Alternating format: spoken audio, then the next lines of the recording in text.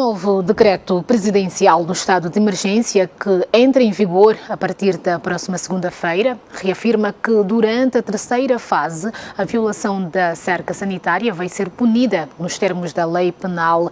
De acordo com o ministro de Estado e chefe da Casa Civil, a desobediência das medidas previstas no decreto é crime, sendo passível de sanção igualmente penal.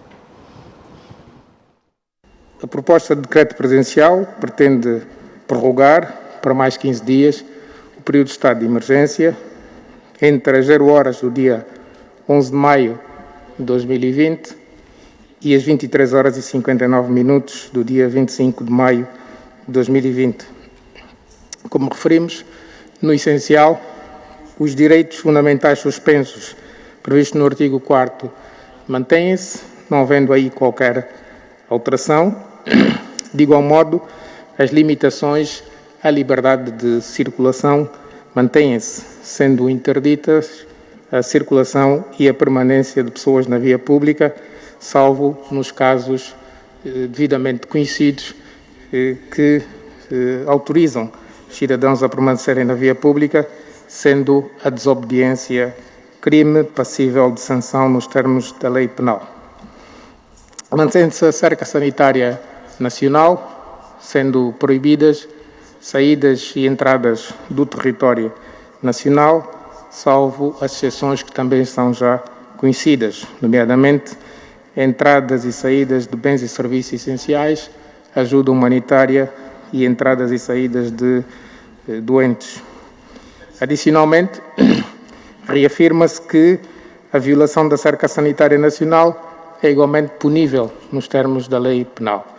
Significa que se algum cidadão nacional ou estrangeiro entrar para o território nacional ou dele sair sem que esteja naquelas situações previstas, é considerada a situação passível de penalização.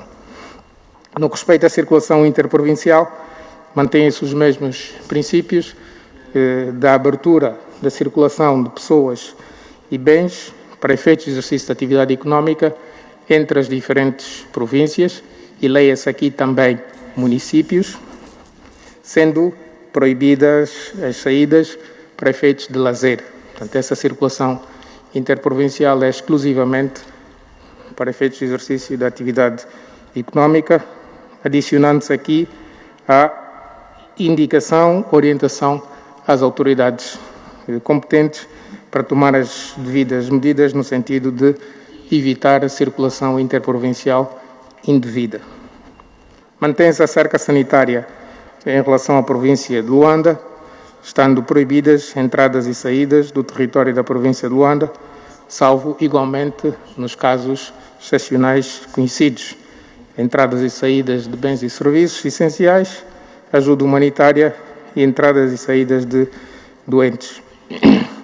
Adicionalmente, e em jeito apenas de clarificação, define-se igualmente que a violação da cerca sanitária da província de Luanda constitui crime de desobediência punível nos termos da lei penal.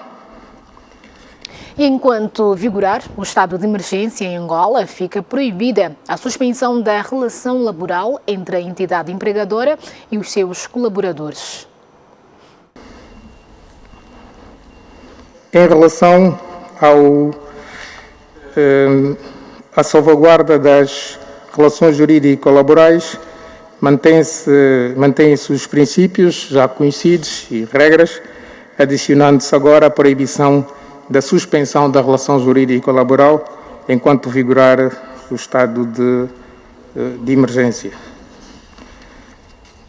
Quanto aos estabelecimentos de ensino e centros de formação profissional, mantém-se igualmente o princípio do seu encerramento durante o período de vigência do estado de emergência, bem como no que respeita às competições e treinos desportivos, formais e informais. A semelhança da alteração feita na última prorrogação, a prática desportiva individual, feita em cenário aberto, ao ar livre, é permitida, e aqui com uma pequena alteração em relação ao regime atual. Portanto, de segunda a sexta-feira, com os mesmos horários, das 5 às 6h30 da manhã e no final da tarde, das 17h30 às 19 horas. Ao fim de semana, passa a ser permitida a prática desportiva individual em espaços abertos, das 5 às 19 horas. Os responsáveis dos estabelecimentos comerciais estão orientados a impedir o acesso de clientes sem o uso da máscara facial.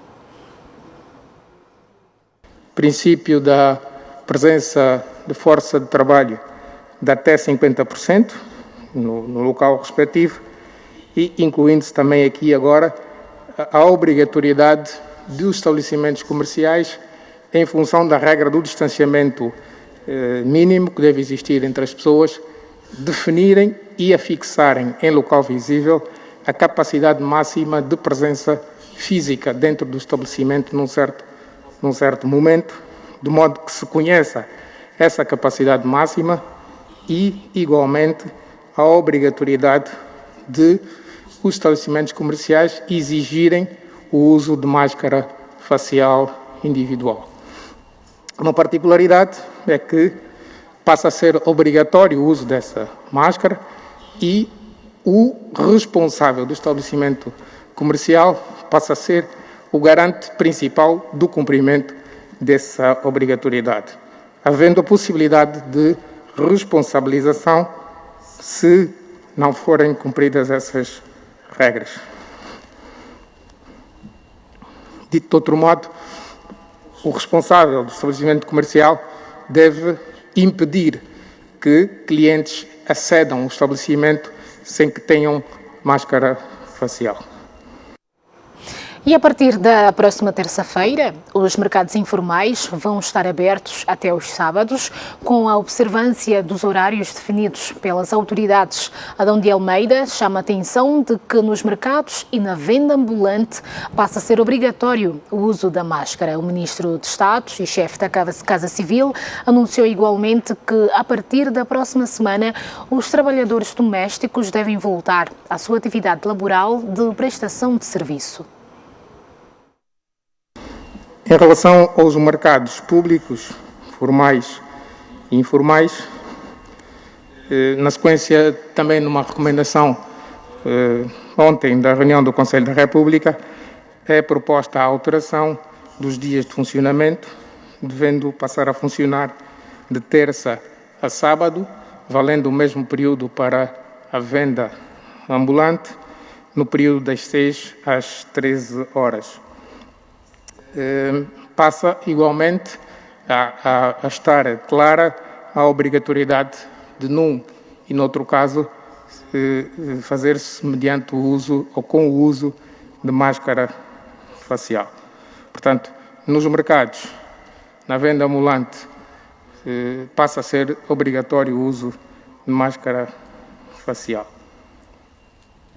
Em relação à atividade industrial, mantém-se o princípio, adicionando-se também aqui a obrigatoriedade do uso de máscara facial nas unidades de produção industrial.